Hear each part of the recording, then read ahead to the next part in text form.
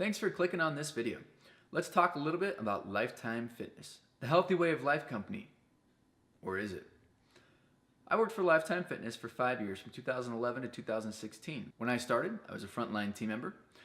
I was quickly promoted to supervisor, followed by another promotion to assistant department head rather fast. For the next year and a half or so, I was the assistant department head.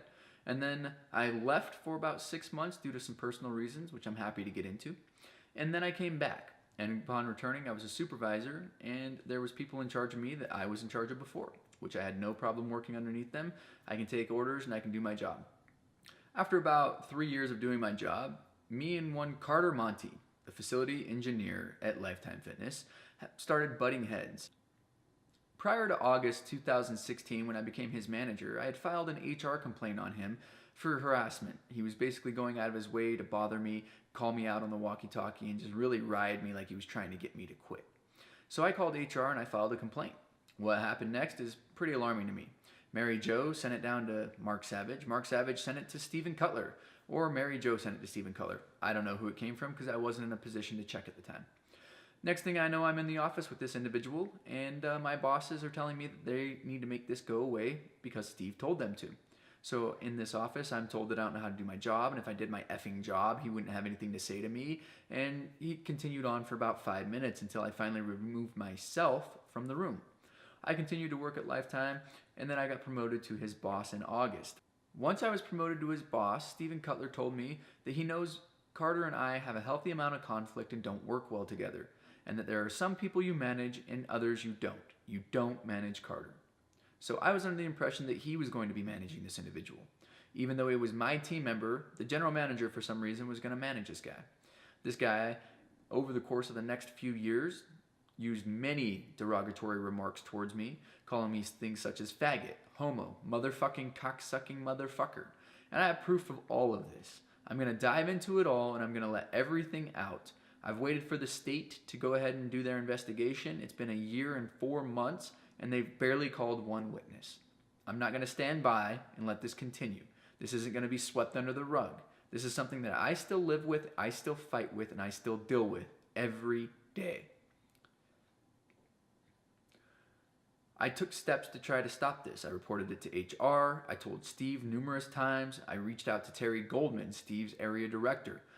There are plenty of times I asked for help, reining in Carter, getting him under control, pulling his payroll back, getting him to stop smoking outside of the building and on top of the building by the HVAC intake units, which is a state law violation, amongst many other things. He butted heads constantly with my team members, whom he had no business being around or controlling. He would go back and flood towels on a Tuesday morning at 6 a.m. He would set us up for sabotage and then laugh while we tried to put out the fires that he started. This individual runs rampant, says what he wants, does what he wants, and gets away with it. I'm a gay veteran, and I'm not afraid to be a gay veteran, but it's taken me 33 years of my life to realize who I am and what I am. And I'm no longer silent. I'm a good guy. I'm an outgoing individual. I like talking to people. I enjoy being around people. I do not enjoy being called a motherfucking cocksucking motherfucker. I do not enjoy being called a faggot, a homo, and other things on a day-to-day basis, reporting it to my boss and having nothing done. No support, no reach out to HR. And according to Lifetime's business ethics code of conduct, anytime someone reports something to you, you're supposed to immediately report it to HR if it falls under harassment or discrimination. I reported this to Steven Cutler numerous times over my 3 years as department head, and not once was it reported to HR. Carter Monty called me on November 7th and left me a voicemail. He called me a motherfucking cocksucking motherfucker and talked about how I had mental issues because I was getting Snapchats from my partner who was in Hawaii and I needed to go home and take a day off because I couldn't deal with it.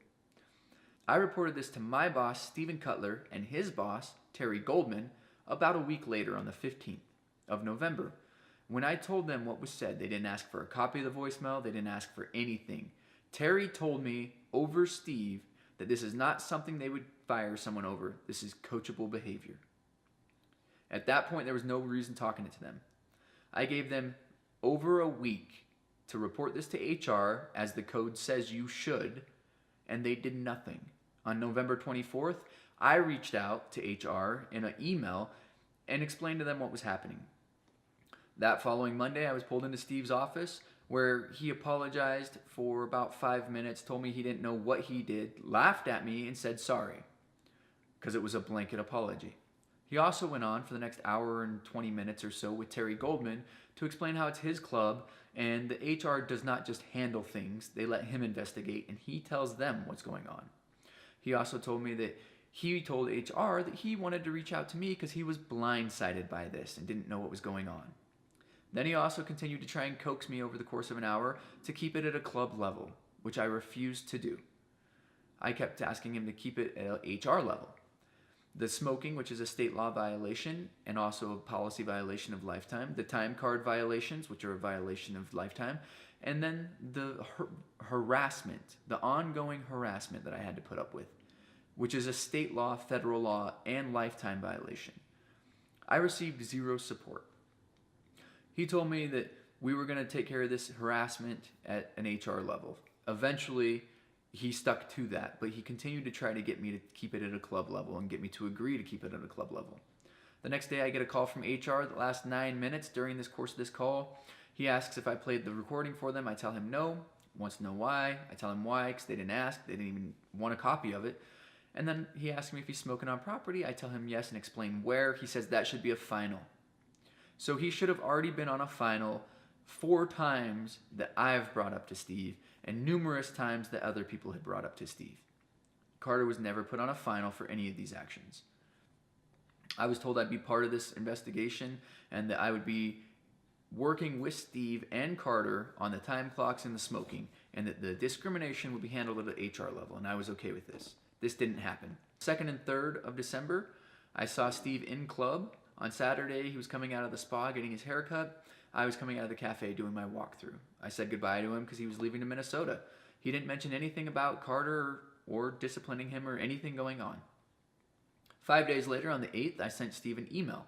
And I said, I don't want this to fall off the radar. We were supposed to coach Carter and talk to Carter, and we haven't done anything. Where are we at? He tells me he's going to call me. He doesn't call me. On the 13th of December, I get a phone call from Steve explaining that I can't write my team members up for continual violations while he's not in town, even though HR has approved the write-up. I can't send them home when they won't sign such write-up. I was told to bring that individual back. When I get to work, well, the technician's already back to work, so there was no point in me doing anything anyway because he didn't listen to me because Carter was his boss, according to him. I submitted my resignation on the 14th of December, and I explained why, and I attached all the evidence that I had. I was walked out of the building 20 minutes later by Steve Cutler. He came up and fired me as a retaliation because I had cried out for help at a higher level. Steve wasn't helping me, HR wasn't helping me, nobody wanted to do their jobs. So I blasted the company so they knew what was going on in a last-ditch hope for help. Nobody reached out until after they had already walked me out of the building. The next day I got a call from HR and it was Mary Jo, Steve's friend. I wasn't talking about it. They had already fired me. And according to the state, they had 24 hours to pay me, which they did not do. They were found guilty of that and fined. Then they tried to fight the fine and it was imposed and they got hit with the maximum fine. Here we are a year and 4 months later. My witnesses have not even had the chance to testify and tell what they know. They've not been able to say what's happened. They've not been able to collaborate any story because they've not been contacted by the state. This is not okay to me anymore. This needs to be out there and people need to know what's going on. In March 2017, I received a letter from their attorneys, Lifetime's attorneys, saying how that Steven Cutler had initiated the HR investigation on the 15th and that within a week they had investigated. I didn't file my complaint until the 24th of November. I didn't talk to anybody from HR until the 29th of November. These are the kinds of things we're going to deep dive and show you. There is clear law violations here, clear discrimination, and I'm going to show all of you everything. Over the next couple weeks, we're going to start releasing some videos and diving into these. Thanks for watching. Comment below. Send me your experiences. We'll talk soon.